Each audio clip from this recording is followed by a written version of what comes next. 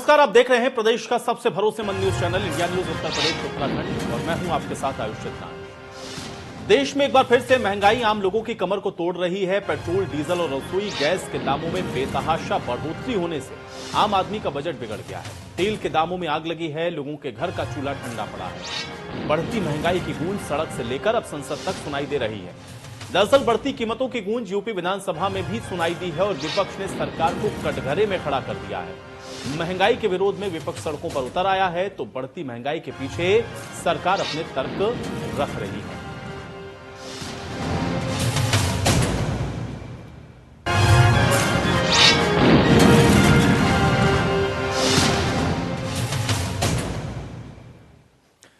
तो महंगाई पर सरकार के अपने तर्क हैं, लेकिन बड़ी बहस की आज हम शुरुआत करें उससे पहले आपको प्रदर्शन की 3 तस्वीरों को दिखा देते हैं, जहां पर आप देखें कि महंगाई के मुद्दों पर कैसे प्रदर्शन विपक्षी पार्टियों के द्वारा देखने को मिल रहा है। गोरखपुर के अंदर आप देख सकते हैं जमकर विरोध प्रदर्शन किया गया है।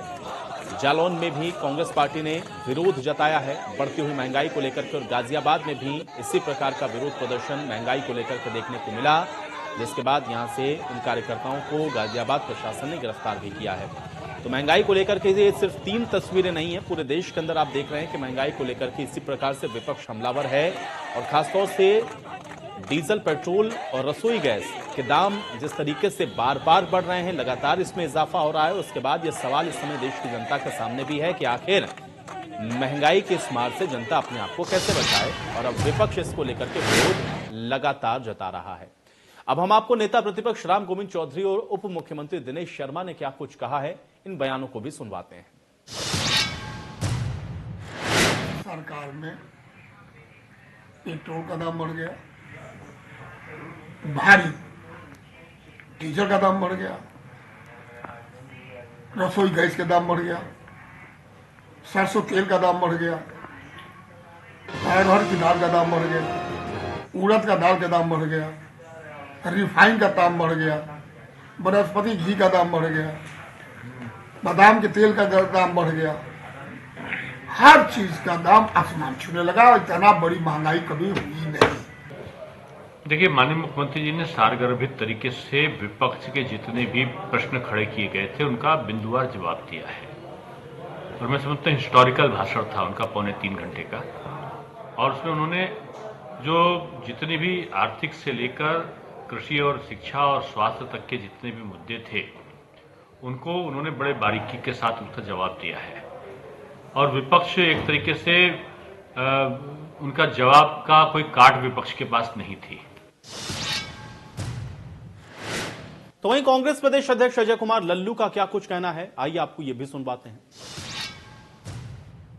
रोज नए नए सबूत लेकर आती है, और आज तो सदन में एक हद सी हो गई। मंत्री का यह जवाब था ट्रैक्टर बिजली से चल रही है। मैं पूछना चाहता हूं, जिसको ये नहीं मालूम कि ट्रैक्टर डीजल से चलती है और डीजल महंगा हो गया है, खाद महंगा हो गया है, गैस महंगा हो गया है, पेट्रोल महंगा हो गया है, और महंगाई के नाते जनता सड़कों पर है। आज कांग्रेस पार्टी पूरे उत्तर प्रदेश में सड़कों पर आंदोलन कर रही है, इस महंगाई को समाप्त करने की मांग कर रही है, डीजल, पेट्रोल और गैस के दाम में कमी की बात कर रही है। वहीं बढ़ती महंगाई पर हमारे संवाददाता खुर्रम निजामी की यह रिपोर्ट भी देखिए। पेट्रोल, डीजल और एलपीजी गैस सिलेंडर, जी हाँ, इन सब के दामों में लगातार इजाफा हो रहा है और आम जनता से त्रस्त है। और यही मुद्दा पहुंचा विधानसभा में, जहां पर अपोजिशन पार्टी ने कर दिया वॉकआउट। उनका कहना था कि अगर सरकार इस पर राहत नहीं पहुंचा पा रही जनता को, तो फिर उनका विधानसभा की कार्रवाई में हिस्सा लेने का क्या मतलब। जाहिर सी बात है, इसको लेकर शोर शराबा हुआ और ये मुद्दा खूब उछला, खूब गरमाया। अब देखना यही है कि क्या इस वॉकआउट के बाद, क्या अपोजिशन के इस अपोज के बाद क्या वास्तव में आम जनता को राहत मिलेगी, या सिर्फ एक मुद्दा था जिसकी वजह से विपक्ष ने वॉकआउट किया और उसके बाद फिर सदन की कार्रवाई चलती रही। वीडियो जर्नलिस्ट रोहित के साथ खुर्रम निजामी, इंडिया न्यूज, लखनऊ। तो सत्ता पक्ष हो या विपक्ष, सभी की बात को आप सुन रहे हैं, लेकिन इन सब के बीच में बड़ा सवाल यह है कि महंगाई बढ़ रही है और उससे आम जनता परेशान है। और अब सवाल यह है कि इससे आखिर निपटने के उपाय सरकारों के पास क्या है, क्योंकि जनता परेशान हो रही है। आज इसी पर चर्चा करते हैं। फिलहाल 3 मेहमान मेरे साथ जुड़े हुए हैं, उनका परिचय मैं आपके साथ करवा देता हूं। सुधांशु वाजपेयी जी हमारे साथ जुड़ चुके हैं, कांग्रेस पार्टी के प्रवक्ता हैं। सुधांशु वाजपेयी जी, बहुत स्वागत है आपका इस चर्चा में। जितेंद्र गौड़ जी हमारे साथ जुड़े हुए हैं, भारतीय जनता पार्टी के नेता हैं। जितेंद्र गौड़ जी, आपका भी बहुत स्वागत है। और रंजना सिंह जी हमारे साथ अभी जुड़े हुए हैं, सामाजिक कार्यकर्ता हैं। रंजना सिंह जी, आपका भी बहुत स्वागत है। जितेंद्र गौड़ जी, चर्चा की शुरुआत मैं आपसे ही करूंगा, क्योंकि विपक्ष लगातार हमलावर है और विपक्ष हमेशा जब भी इस तरह से कोई दाम किसी भी चीज के बढ़ते हैं तो वो विरोध करता है। विपक्ष में जब आप थे तब आप भी यही करते थे। अब इस महंगाई की मार से जनता को आप कैसे निजात दिलाएंगे, ये सवाल अब आपके सामने है। मैं चाहूंगा कि इस पर अपना कमेंट दें।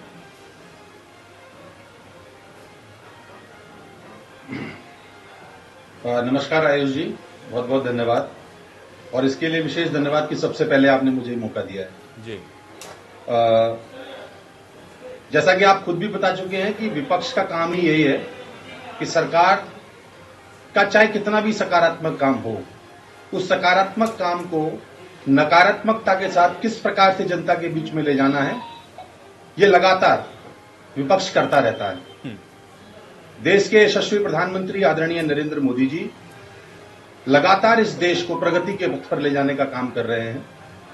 अब बहुत छोटी छोटी सी अगर कोई बात आती भी है तो उसको बहुत बड़ा बनाने का काम, जिन कामों को बड़ा बनाने की महारत इस देश की सबसे पुरानी पार्टी कांग्रेस को है, वो लगातार उन चीजों को बड़ा बड़ा बनाकर जनता के बीच में ले जाने का काम करती है।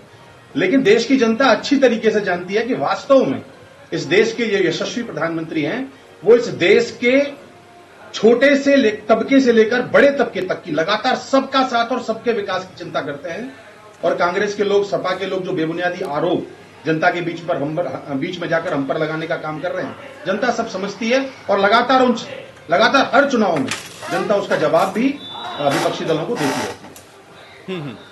जितेंद्र जी, आपने ये तो कह दिया कि चलिए ठीक है, मैंने भी बताया कि भाई विपक्ष का यही काम होता है, लेकिन मैंने ये बात इसलिए कही क्योंकि जब विपक्ष में आप लोग थे, मैं बहुत पुरानी बातों में नहीं जाऊंगा क्योंकि फिर तो विपक्ष अभी बैठा है, वो आपको उन सारी बातों को याद दिला देगा। लेकिन इन्हीं बातों को आप कहते थे कि तेल के दाम बढ़ रहे हैं, रसोई गैस के दाम बढ़ रहे हैं, महंगाई बढ़ रही है, आम जनता परेशान है। आज क्या आप इस बात से इनकार करेंगे कि 100 रुपए लीटर तक पेट्रोल इस देश के अंदर बिक रहा है? क्या इस बात से इनकार करेंगे कि रसोई गैस जो कि 400 की थी वो 800 की हो गई? महंगाई अगर बढ़ रही है तो उससे निपटने का प्लान क्या है आपके पास?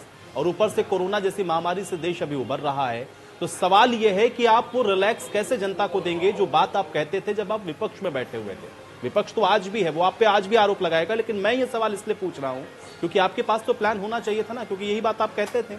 अब बताएं आप, जितेंद्र गौड़ जी।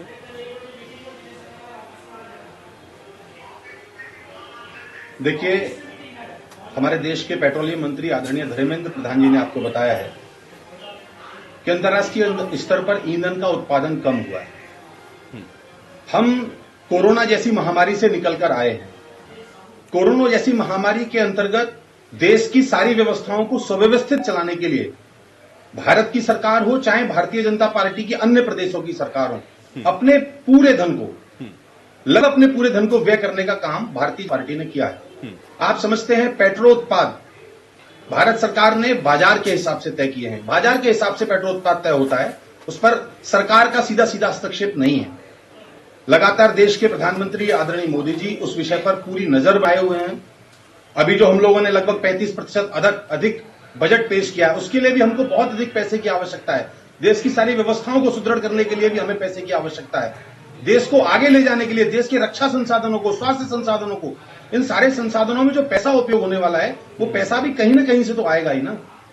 उसकी वजह से मुझे लगता है कि सपा को, कांग्रेस को, इन सारी राजनीतिक दलों को देश की वास्तविक स्थिति को समझने की आवश्यकता है कि वर्तमान में आखिर हालात कैसे हैं। जितेंद्र जी, भाई यही समस्या हमारी सरकार देश को आगे ले जाने का काम कर रही है। तब देश उसको भी चलाना था, व्यवस्थाएं उसको भी करनी थी, लेकिन तब आप लोग चूंकि विपक्ष में थे तब आप ये कहते थे कि भाई महंगाई को नहीं रोक पा रहे हैं। कांग्रेस आज आप की महंगाई रोक नहीं पा रहे हैं, आप उसके पीछे के तर्क कुछ भी दीजिए जितेंद्र गौड़ आयुष जी।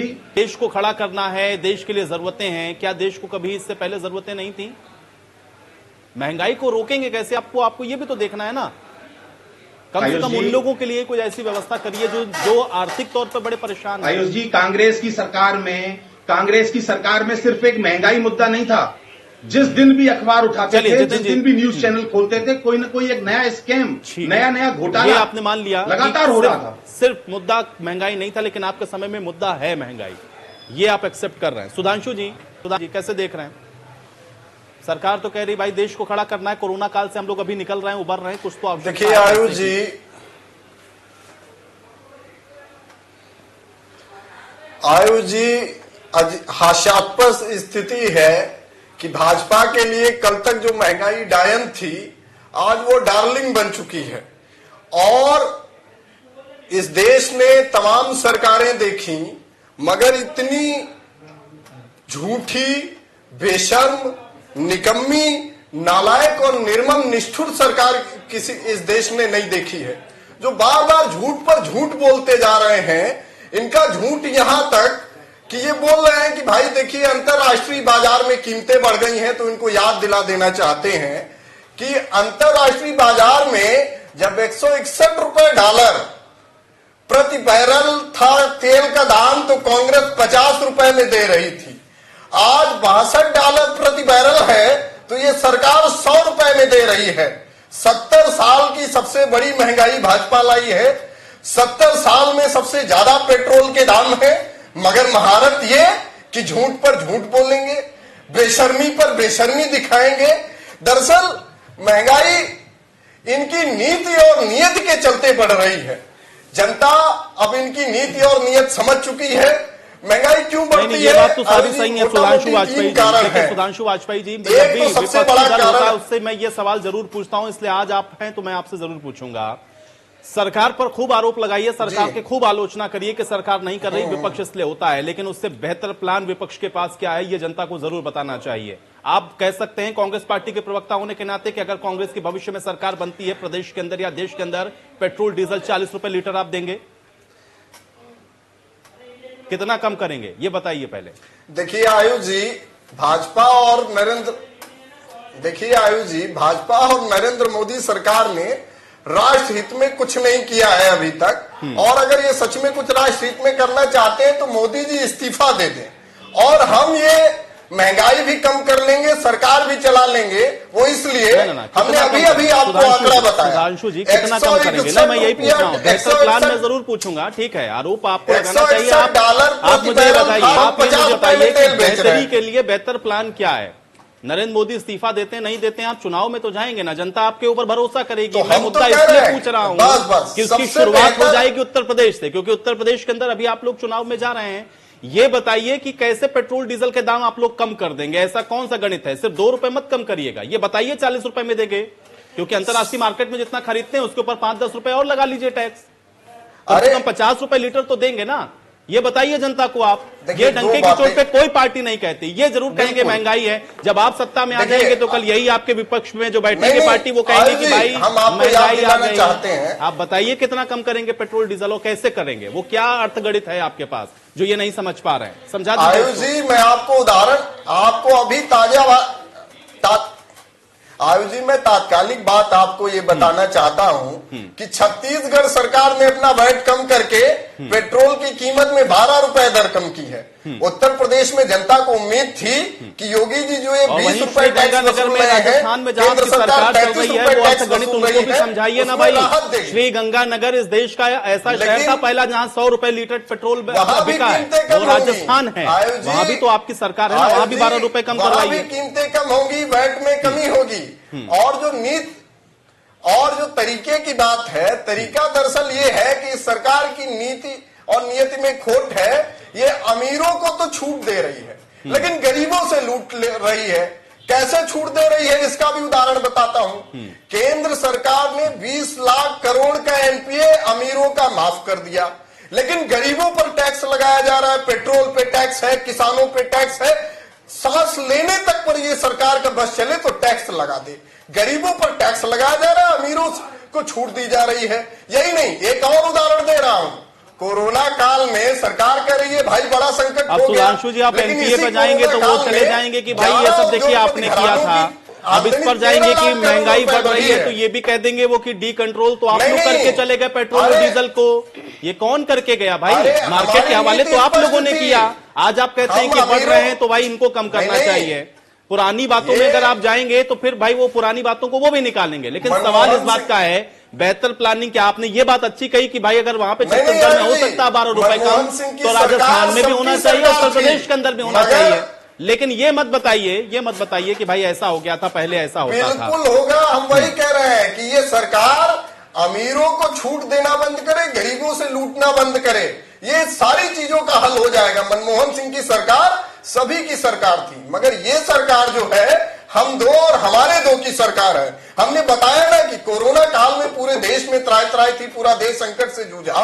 उस दौर में भी 11 पूंजीपति घरानों की आमदनी 13 लाख करोड़ रुपए हुई, लेकिन सरकार को हिम्मत नहीं है उन उद्योगपतियों पर टैक्स लगा दे। टैक्स किस पे लगाएगी? आम आदमी की पॉकेट पे टैक्स लगा देना चाहती है, आम आदमी का जीना मुहाल कर देना चाहती है। सरकार की नीति स्पष्ट है कि वो अमीरों के लिए है, अमीरों के लिए काम करेगी। अमीर आदमी अडानी अंबानी जिनका जिक्र कर रहे हैं, एक तो पहले ये है कि कांग्रेस शासित जितने भी प्रदेश हैं वहां पे इनका बहिष्कार करना शुरू कर दीजिए आप। वो आप करेंगे नहीं, वहां पोर्ट उठा करके भी दे देंगे, दुनिया भर के वहां पे इन्वेस्टमेंट आप लोग उनसे करवाएंगे।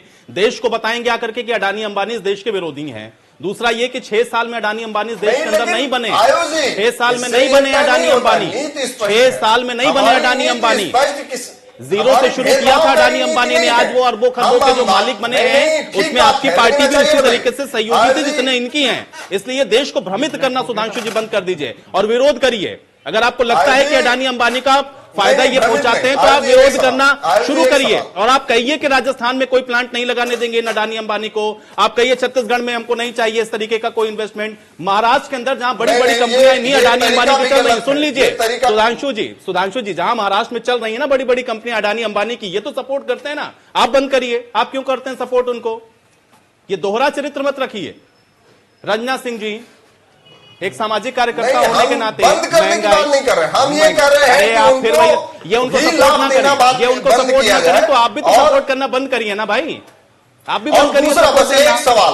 ये दो लोगों की पार्टी ये दो लोगों के बारे में सोचते हैं, ये दो लोगों के बारे में सोचते हैं, हम दो हमारे दो के बारे में सोचते हैं। आप उन दो का विरोध करें ना, आप उन दो का विरोध करें।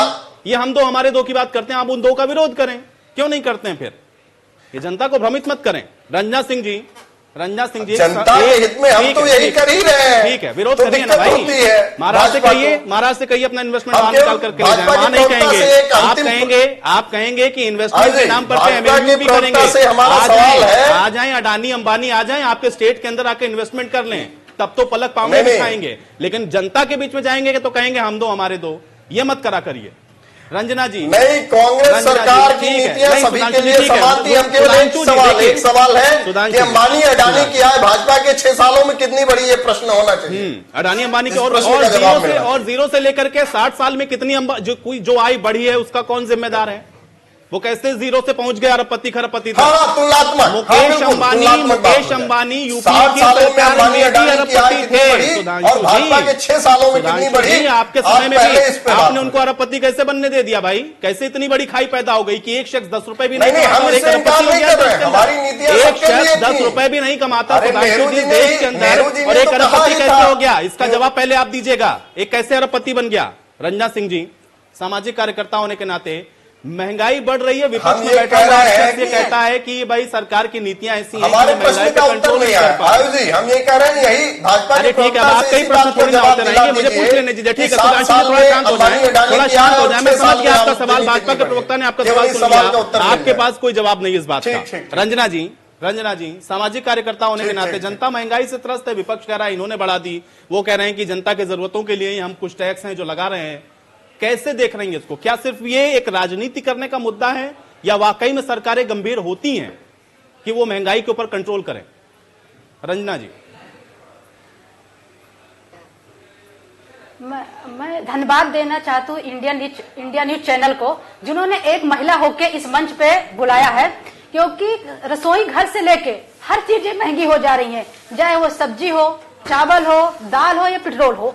लेकिन ये पक्ष और विपक्ष राजनीतिक मुद्दा बना के, जहाँ पे कोरोना जैसी वैश्विक महामारी में पूरी दुनिया की अर्थव्यवस्था प्रभावित हुई, अब पक्ष और विपक्ष की जिम्मेदारी बनती है कि उस पे बैठ के कोई निर्णायक हम डिसीजन ले, जिससे हमारी बेरोजगारी और हमारी जनता को एक राहत मिले। लेकिन जब भी महंगाई आती है, यहाँ राजनीतिक प्रतिद्वंद्विता की भावना आ जाती है। जिस तरह से हो हल्ला हो रहा है, हमें पार्लियामेंट में या विधानसभा में बैठ के एक प्लान करें, क्योंकि जब हल्ला होता है तो उससे हमारा गरीब परिवार, हमारे बेरोजगारी, हमारे युवा प्रभावित होते हैं। चाहे वो 2 पति का हो, या राजनीतिक पार्टियां हो, इनका अपना राजनीतिक चुनाव होता है, लेकिन उसमें जनता पिसती है। तो मेरा यही निवेदन है सारी पार्टियों से, क्योंकि यहाँ पे कांग्रेस के लोग हैं, बीजेपी के लोग हैं, कि एक हमें विपक्ष की नीतियों से हटके एक ऐसा कोई निर्णायक नीति बने जिससे ये जो वैश्विक में ऑलरेडी अर्थव्यवस्था प्रभावित हुई है, बेरोजगारी बढ़ी है, लोगों के घरेलू हिंसा बढ़ा है, उसमें ऐसा कौन सा निर्णायक नीति बनाया जाए जिससे वो हम आर्थिक रूप से एक अच्छा और इस संकट के घड़ी में हम सफल और अच्छा मैसेज हम जनता को दे पाए। उसकी जरूरत है, उसकी डिमांड है। जितेंद्र गौड़ जी, एक तो महिला की बात आप सुन रहे हैं, रंजना जी एक सामाजिक कार्यकर्ता भी हैं। पहली बात तो ये है कि भाई देखिए, रसोई से लेकर के और बाहर तक सारा बजट तो बिगड़ा है, इससे आप इनकार नहीं कर सकते। महंगाई बढ़ रही है, इसमें भी कोई डाउट नहीं है। सवाल इस बात का है कि अगर आप स्टेट के ऊपर ये बात डालते हैं, खासतौर से डीजल पेट्रोल के कंटेक्स्ट में, कि भाई ये लोग अगर अपना जो वैट है वो कम कर दें या अपने जो स्टेट के टैक्सेस हैं उनको कम करें तो राहत आम जनता को मिल सकती है। छत्तीसगढ़ एक एग्जाम्पल पेश कर रहा है, उत्तर प्रदेश में क्यों नहीं हो सकता है ये?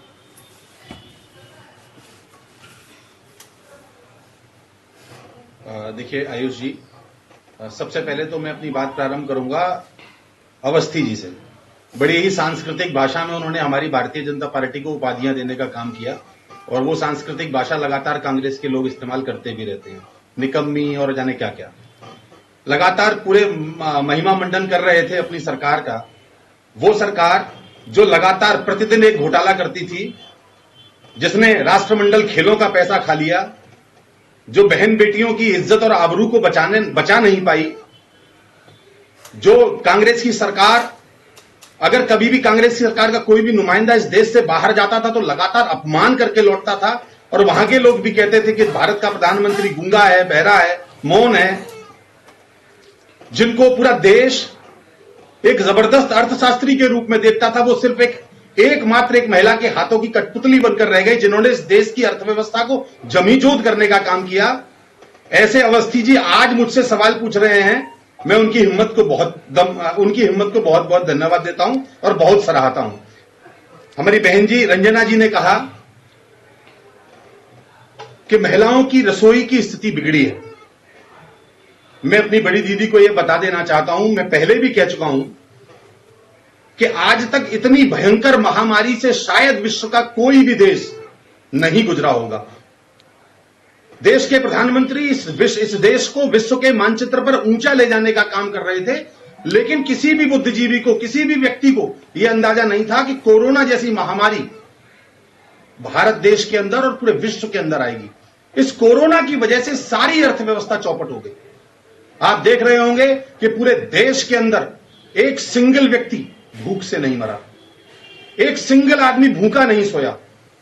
चाहे मजदूरों की व्यवस्था हो, चाहे उन लोगों की व्यवस्था हो जो नौकरियां छोड़कर दूसरे प्रदेशों को पलायन कर रहे थे, हर प्रकार की व्यवस्था भारतीय जनता पार्टी के नेतृत्व ने करने का काम किया है।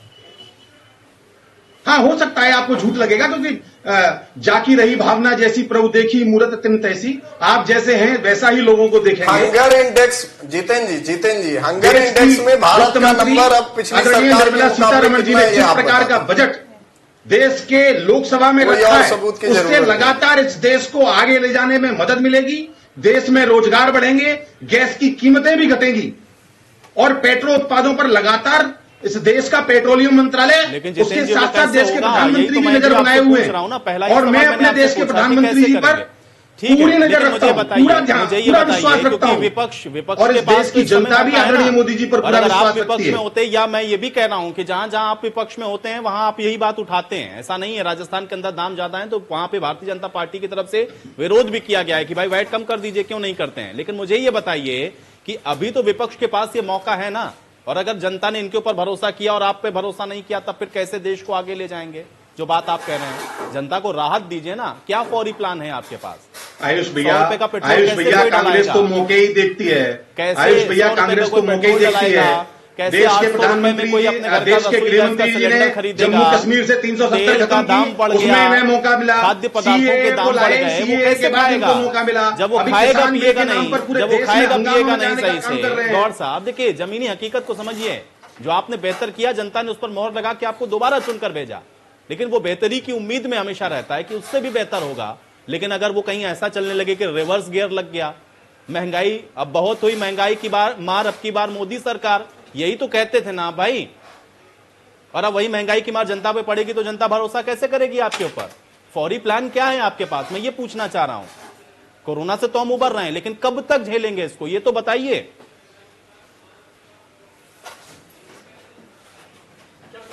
गौड़ साहब, देखिए, पेट्रोलियम पदार्थों की कीमत पर देश के नेतृत्व के किसी भी व्यक्ति ने, पेट्रोलियम पदार्थों की कीमत पर देश के नेतृत्व के किसी भी व्यक्ति ने, जो भारतीय जनता पार्टी का नेतृत्व है, उसने कहीं भी ये बात नहीं कही है कि हाँ महंगाई बढ़ी है। लोगों ने स्वीकार किया है, हमने स्वीकार किया है कि देश के अंदर पेट्रोल डीजल की कीमतें बढ़ी हैं और उससे कहीं ना कहीं लोगों को परेशानी हो रही होगी, लेकिन हमने उसका कारण भी दिया है। उसका कारण सिर्फ और सिर्फ कोरोना है। हमको फंड्स की जरूरत है। आप लगातार आरोप लगाते हैं कि भारत की सरकार ने क्या किया, राफेल हुआ, चिनाकू हुआ, अपाचे हुआ, बुलेट प्रूफ जैकेट्स हुए, फ्री मकान हुए, आयुष्मान योजना हुई, घर घर गैस सिलेंडर हुए, दीनदयाल उपाध्याय ग्राम ज्योति योजना के अंतर्गत घर घर बिजली के कनेक्शन दिए। भाई, इन सब चीजों के लिए पैसे की आवश्यकता पड़ती है। अब राहुल गांधी जी के जीजाजी तो वो पैसा हमको देंगे नहीं, हमको इन्हीं प्रकार की व्यवस्थाओं से इस देश को चलाना है ना। या तो ये अवस्थी जी अपने घर से आपने अपने जीजाजी बना तो लिए हैं मोदी जी ने, अब क्यों चिंता है? दो जीजा बना लिए हैं, अब क्यों परेशान है जितेंद्र जी? दो जीजा हो गए हैं अब तो आपके।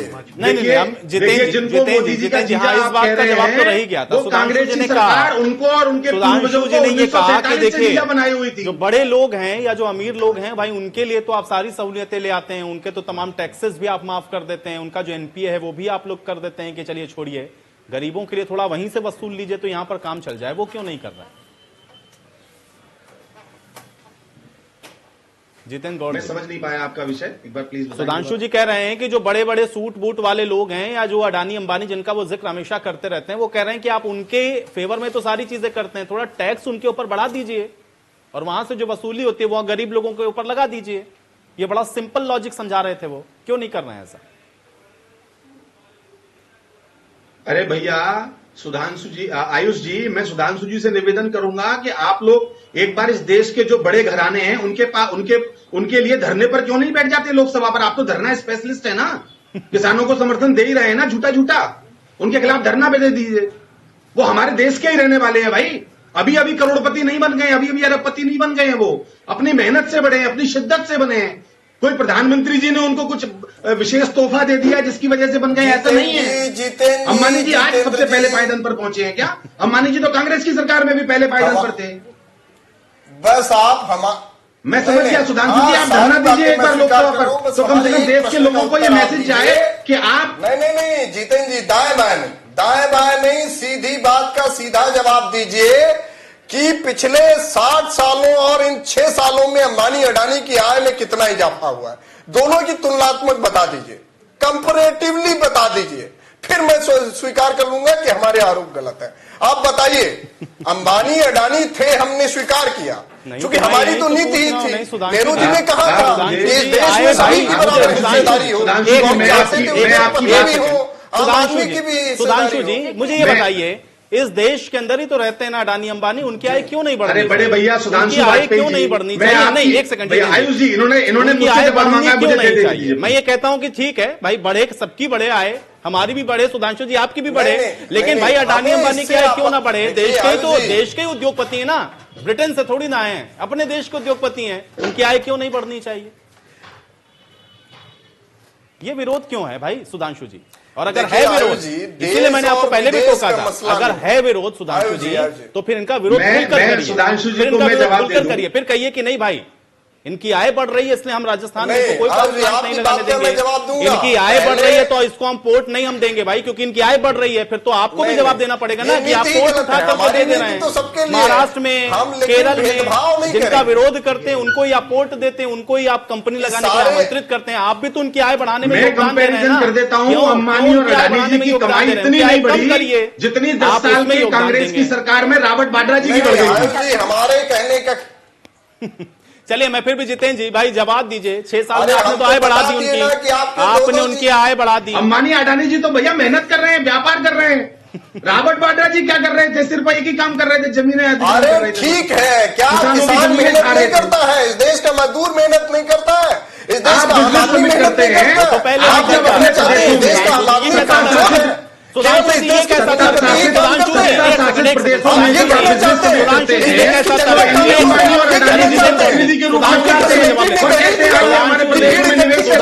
ये कैसा तर्क है? आपके प्रधानमंत्री किसानों को परजीवी ये कैसा तर्क है? भाजपा की भाषा इस देश के अंदर किसान क्या है और अडानी अंबानी क्या है की तुलना कब से होने लग गई? जनता को कामचोर अरे सुधांशु जी क्या यूपीए के सरकार के समय में किसान अडानी अंबानी के बराबर कमाता था?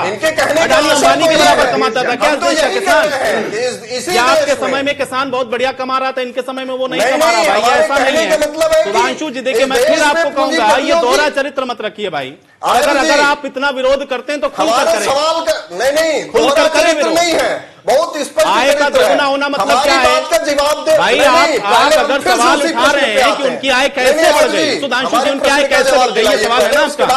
ये सवाल है ना आपका कि उनकी आय कैसे बढ़ गई? ये सवाल है सुधांशु जी, आपका ये सवाल है ना सुधांशु जी। देखिए सुना करिए भाई, देखिए सुधांशु जी सुनिए, आपका ये सवाल है ना कि उनकी आय 6 साल में कैसे बढ़ गई? कैसे बढ़ गई मतलब आपको आपत्ति है ना कि कैसे बढ़ गई? तो ये आपत्ति क्यों है आपको? और अगर आपत्ति है तो फिर भाई क्यों बढ़ी? तो मैं यही तो पूछ रहा हूं, मैं यही तो कह रहा हूं भाई उनकी आय को कम करने में कांग्रेस का क्या कंट्रीब्यूशन रहेगा? मैं तो कह रहा हूं ना उनकी आय को कम करने में सुधांशु जी कांग्रेस पार्टी का कंट्रीब्यूशन क्या है? आप उनको राजस्थान में मत घुसने दीजिए, उनकी आय कम हो जाएगी। आप उनको केरल में मत जाने दीजिए, उनकी आय कम हो जाएगी। आप उनको महाराष्ट्र में मत जाने दीजिए, उनकी आय कम हो जाएगी। वहां आप उनको सपोर्ट करेंगे, वहां आप सपोर्ट करेंगे। आप अपने राज्य सरकार का वहां की स्टेट की टैक्स का पैसा उनको देंगे और वहां पर जब बढ़ेगा तब कहेंगे नहीं भाई इन्होंने दे दिया। ऐसा क्यों कर रहे हैं भाई? सुधांशु जी ऐसा मत करिए, सुधांशु जी ऐसा मत करिए। मुद्दों पर विरोध करें, मुद्दों पर विरोध करें। देश के ही नागरिक हैं, उनका विरोध करना इस तरीके से कम बंद करें। और अगर करते हैं तो खुलकर करें, करते हैं तो खुलकर करें। फिर जितने कांग्रेस शासित प्रदेश हैं वहां पे कहिए अडानी अंबानी का जितना इन्वेस्टमेंट है वो आप नहीं होने देंगे, उसको वापस लें। वो विरोध करिए, जाकर धरना प्रदर्शन करिए। रंजना जी देखिए हमारी प्राथमिकता में सभी लोग हैं। अब आपकी प्राथमिकता भाई देखिए जिसका विरोध कर रहे हैं वो कभी प्राथमिकता में नहीं होता है। सुधांशु जी जिसका विरोध होता है वो प्राथमिकता में कभी नहीं होता है। आप किसान का सपोर्ट करें लेकिन किसी का विरोध ना करें। इस चीज को समझें कि उनकी सरकार में समझें, किसी का समर्थन करना दूसरे का विरोध करके ये सही नहीं है। आप समर्थन करें जो गलत हो रहा है लेकिन दूसरे का विरोध ना करें। और अगर करेंगे तो आपके समय में आप कहेंगे कि आप उनके लिए भी कर रहे हैं, इनके लिए भी कर रहे हैं। ऐसा नहीं चलेगा। जिसका विरोध कर रहे हैं फिर आप उसके समर्थन में खड़े हो जाएंगे, ये मत करिए। अरे आयुष जी अभी मैंने उदाहरण दिया, जिसका समर्थन करिए लेकिन मैंने अभी आपको तत्काल का उदाहरण दिया, कोरोना काल का उदाहरण। अगर करते हैं तो अपने यहाँ से इनको कहिए, अपने यहाँ से कहिए कि ये सारा निकाल कर ले जाए सुधांशु जी। इसका कोई तर्क नहीं, कुतर्क गढ़ेगा। रंजना जी कुतर्क नहीं, मैं तथ्यों ठीक है इसके बाद। अरे बहन जी को बोलने दीजिए भाई, गला सूख गया। आवाज इस पे नहीं आ रही, इस पे नहीं आ रही, इस पे आ रही। रंजना जी बोलिए। हेलो, मैं जनता की तरफ से एक क्वेश्चन करना चाहती हूँ। मैं जनता की तरफ से पक्ष से एक प्रश्न करना चाहती हूँ कि इनके पास सटीक ऐसा क्या प्लान है जो इस महंगाई में, इस बेरोजगारी में कम किया जा सके? क्योंकि ये जनता को भड़काने के लिए, जनता का जो सोच है उसको भ्रमित करने के लिए यहाँ पे उद्योगपतियों को लाया जा रहा है, यहाँ पे जीजा साले को लाया जा रहा है। इससे जनता को कोई फायदा नहीं मिलेगा।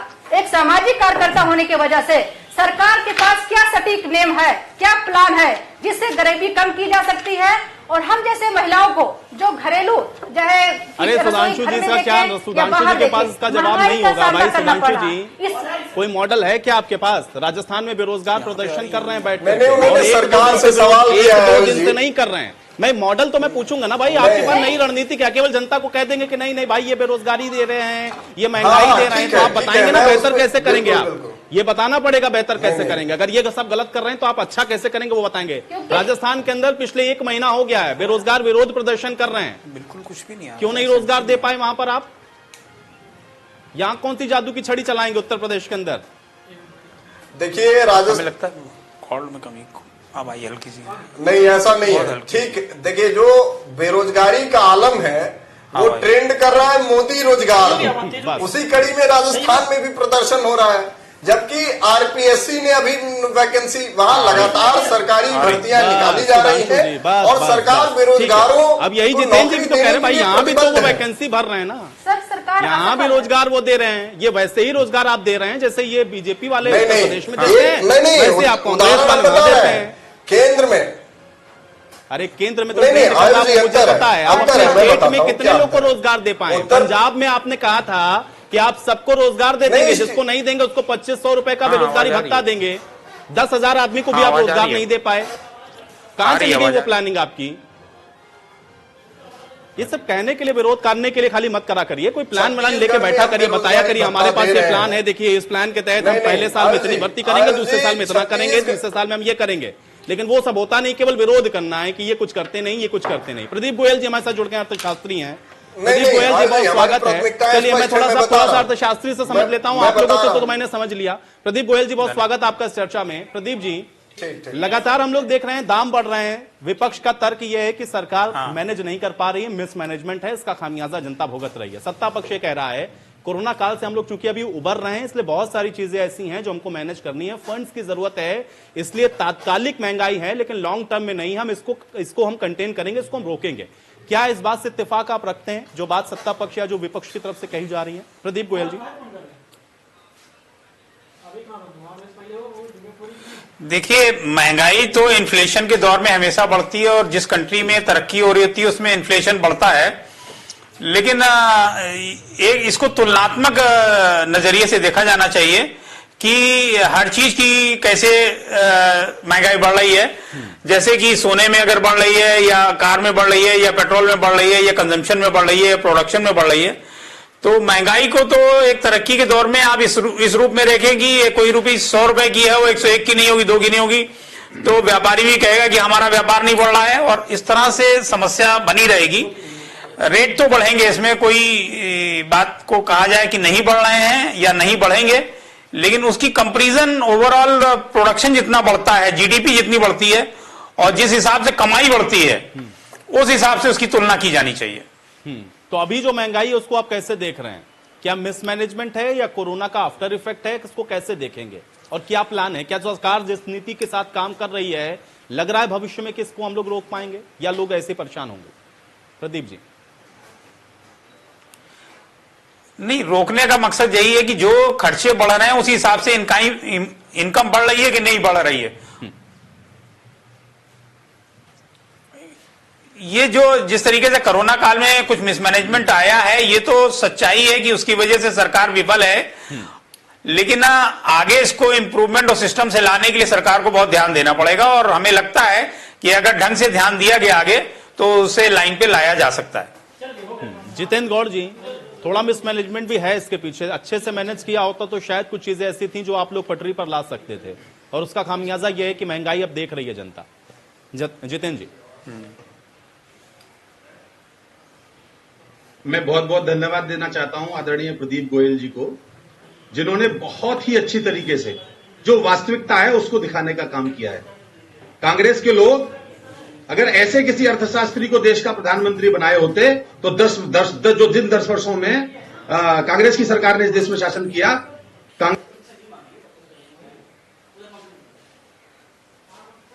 आपने ऐसे अर्थशास्त्री को पीएम बना दिया कि अर्थव्यवस्था माइनस में चली गई। इससे ज्यादा देश क्या चाहता है?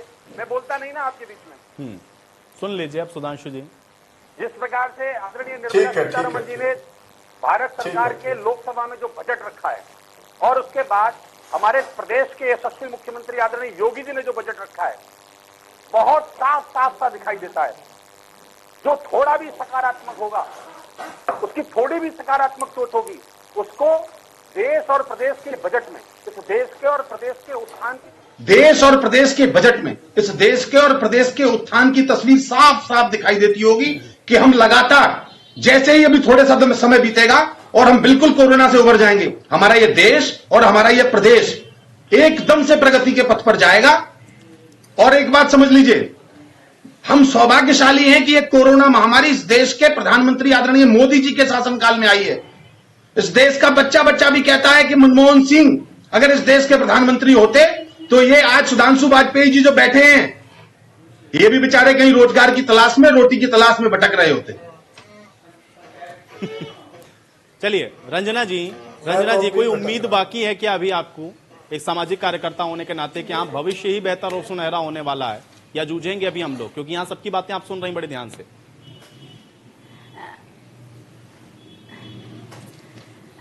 मैं जनता की तरफ से मेरी एक आवाज है या गुजारिश है कि जिस तरह से पार्टियां आपस में एक दोषारोपण दे रही हैं, उससे नहीं उम्मीद किया जा सकता है कि हम इस महंगाई से निजात पाएंगे।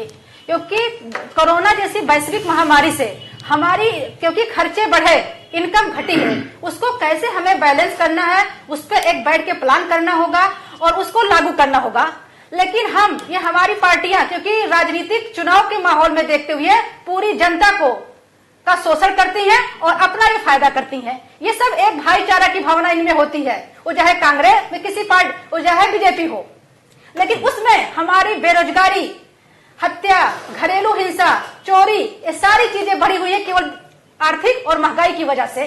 इससे निजात, क्योंकि अगर इस तरह से महंगाई बढ़ती रही तो आने वाले समय में एक बहुत बड़ा विकराल रूप लेगी, जो जनता के लिए, समाज के लिए अच्छा नहीं होगा।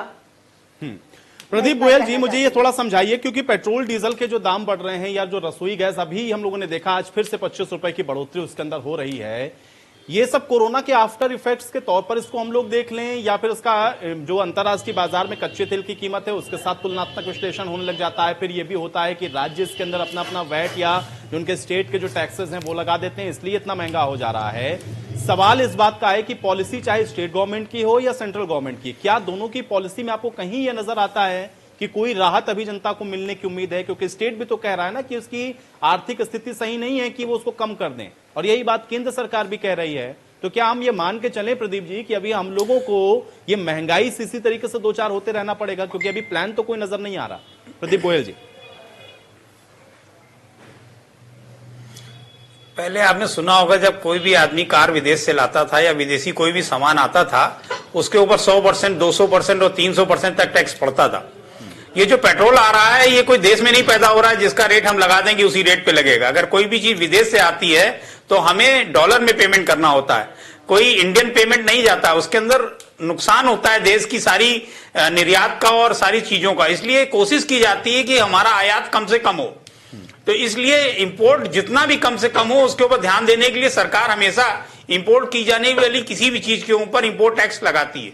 यहां पे पेट्रोल पे कोई इंपोर्ट टैक्स नहीं लगता है, वो इस समय एक्साइज जो कि जीएसटी के रूप में लग रहा है और स्टेट के रूप में लग रहा है। हमारी समझ से जो भी और चीजें हैं उन चीजों को अगर ध्यान में रखा जाए कि चीजों पे जीएसटी या इंपोर्ट टैक्स लगता है, उस मुकाबले में पेट्रोल पे नहीं लग रहा है। रही बात की कारों के रेट बढ़ते हैं और चीजों के रेट बढ़ते हैं, उस पे अगर कोई 10 लाख की कार इस समय 20 लाख की लोग खरीद रहे हैं, उस पे उतना ध्यान नहीं होता जितना पेट्रोल पे ध्यान होता है। अब ये राजनीतिक इश्यू है, इस पे मैं बहुत ज्यादा नहीं बोल सकता हूं, लेकिन रेट तो बढ़ ही रहे हैं और इसका असर तो महंगाई पे पड़ेगा, इसमें कोई दो राय नहीं है। सुधांशु जी क्या कहना चाह रहे हैं? देखिए प्रदीप सर को बहुत ही विनम्रता से मैं कुछ चीजें ध्यान दिलाना चाहता हूं कि काफी कुछ उनसे इत्तेफाक रखते हुए कि इससे पहले भी ये देश डॉलर में ही पेट्रोल खरीदता था और अभी भी खरीद रहा है। अब मैं आंकड़ा फिर से बता दूं कि 29 रुपए बेस प्राइस है सब कुछ मिला के, रिफाइन हो कि इंपोर्ट ड्यूटी लगा के। 33 रुपए सरकार एक्साइज ड्यूटी केंद्र सरकार की है और 20 रुपए लगभग, 19 रुपए समथिंग, इसीलिए मैंने कहा 20 रुपए लगभग वैट है उत्तर प्रदेश सरकार का। तब जाके ये कीमत, यानी और यही नहीं, मजेदार तो ये है कि हमसे जो हमारे पड़ोसी देश जो हमसे तेल खरीदते हैं वहां तेल की कीमत हमसे कम है।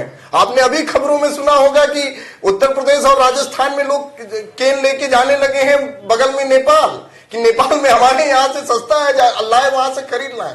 तो ये कितनी बड़ी विडंबना है कि हम खरीदते हैं और पड़ोसी देशों को देते हैं और वो हमसे सस्ता बेचते हैं, लेकिन हमारे लिए महंगा बेचना मजबूरी है। और जिस कोरोना काल की बार बार बात की जा रही है, दरअसल प्रधानमंत्री जी ने सही कहा था, आपदा में अवसर उनके लिए बन गया है। और वो आपने देखा कि उत्तर प्रदेश में कोरोना काल में किस तरीके से घोटाला हुआ, जितनी भी जरूरत की कोरोना किट और सारी चीजों पे घोटाला हुआ, पीएम केयर फंड का क्या हुआ आज तक हिसाब कोई नहीं जानता है।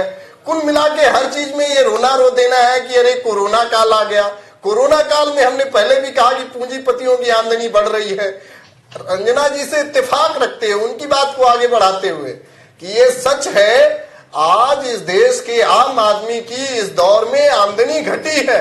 भले ही पूंजीपतियों की आमदनी बढ़ी हो, उनको राहत देने की जरूरत है, लेकिन सरकार कर क्या रही है? उन पे बराबर टैक्स लगाए जा रही है। सरकार का बस चले तो लोगों के खाने पीने और सोने तक पर टैक्स लगा दे, लेकिन दूसरी तरफ अपने जो मित्र हैं उनको ये लगातार छूट देती जा रही है। तो हमारा कुल मिला के कहना है, हमारा प्लान भी यही है, ये जो नीति है अमीरों को छूट और गरीबों से लूट, ये नीति जब बंद हो जाएगी आम आदमी को राहत मिल जाएगी। यही हमारी नीति है, यही हमारा प्लान है। हम सीधे तौर पर ये कहना चाहते हैं। जितेंद्र गौड़ जी जवाब दीजिए।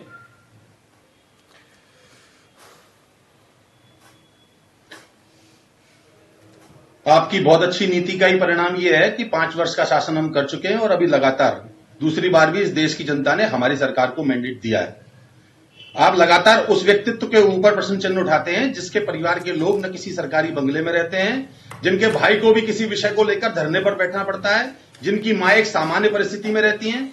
ऐसे मुख्यमंत्री पर आप प्रश्न चिन्ह लगाने का काम करते हैं जो कोरोना महामारी में जनता की सेवा करने की वजह से अपने पिताजी की अंत्येष्टि स्थल तक भी नहीं जा पाए। आपको शर्म आनी चाहिए। ऐसे यशस्वी प्रधानमंत्री मोदी जी के विषय में अनर्गल आरोप लगाते हुए और प्रदेश के मुख्यमंत्री आदरणीय योगी आदित्यनाथ जी की कार्यशैली पर प्रश्न चिन्ह लगाते हुए मैं आपको फिर बता रहा हूं कि अभी हो सकता है कि कुछ परिस्थितियां ऐसी हैं जिन परिस्थितियों की वजह से पेट्रोल मूल्य बढ़े हैं, लेकिन मैं आपको बता रहा हूं कि पेट्रोल मूल्य अभी ऐसे ही रहेंगे। नहीं था कि वो सज्जन हो गया। मोदी जी भले ही मोदी जी न करते हो, लेकिन उनके मित्र तो लूट रहे हैं। अपने हमारे दो के लिए वो लगातार प्रयत्नशील हैं, उतना जनता के लिए नहीं है। 90 दिनों से किसान दिल्ली बॉर्डर पे बैठे हुए हैं, आप देख रहे हैं। बेरोजगार लोग लोकसभा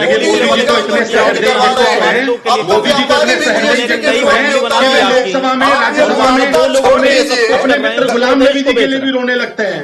उनकी मित्रता की संज्ञा मत लीजिए, उनकी मित्रता की चिंता मत करिए। वो तो इतने सहज हैं कि वो अपने विपक्षी राजनीतिक दल कांग्रेस के गुलाम नबी आजाद की भी तारीफ कर देते हैं। जनता से गद्दारी, जनता से वादा फरामोशी करेंगे तो ये कुर्सी आपकी नहीं होने वाली है। इस मुगालते से, इस अहंकार से जितना जल्दी हो आप बाहर निकल जाइए, आपके हित में यही होगा। बनाइए इस बात का।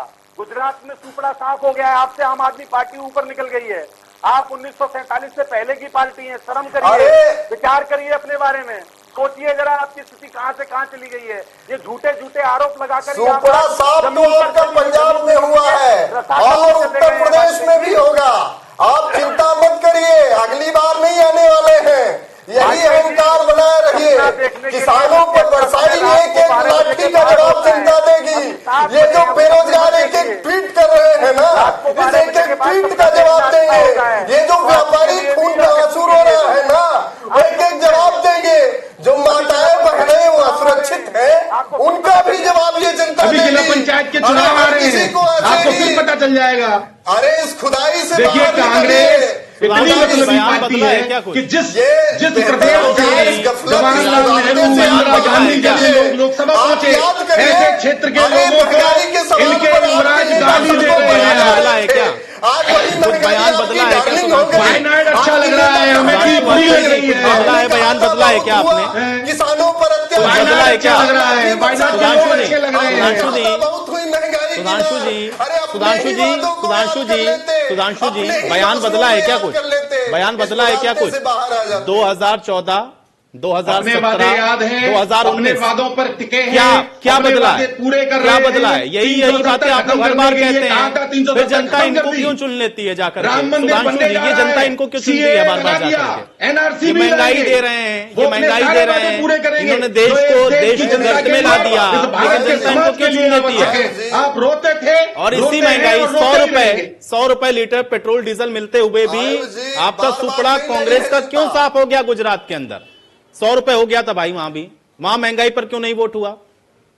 अरे गुजरात के केवल नगर निकाय के चुनाव थे और नगर निकाय के चुनावों में और पंजाब में क्या हो रहा था? पंजाब का विधानसभा का चुनाव था क्या?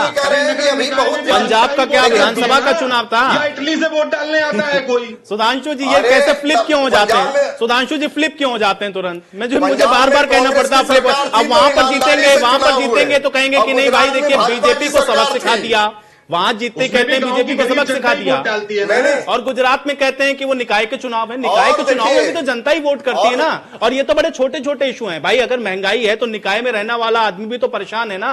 वो बीजेपी को वोट क्यों देगा जाकर के? 100 रुपए में पेट्रोल देते हैं ये 100 रुपए में पेट्रोल देते हैं, ये इतना महंगा तेल देते हैं कि आदमी घर में सब्जी ना पका पाए, सब्जी खरीद ना पाए, फिर भी वो जाके बीजेपी को वोट कर देता है। क्या हो जाता है ऐसा?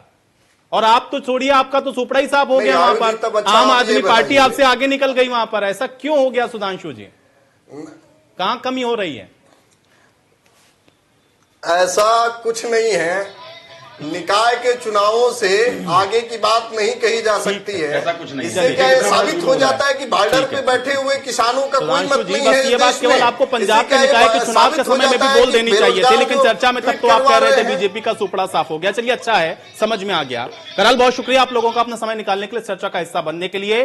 महंगाई से आम जनता परेशान है, लेकिन महंगाई से निपटने का प्लान क्या है ये किसी के पास नहीं है। और ना ही सत्ता पक्ष बता पा रहा है कि महंगाई पर अंकुश लगेगा कैसे, ना ही विपक्ष बता पा रहा है कि उसके आगे की रणनीति क्या है, कि वो महंगाई को कैसे कंट्रोल कर सकता है अगर जनता उस पर भरोसा करे।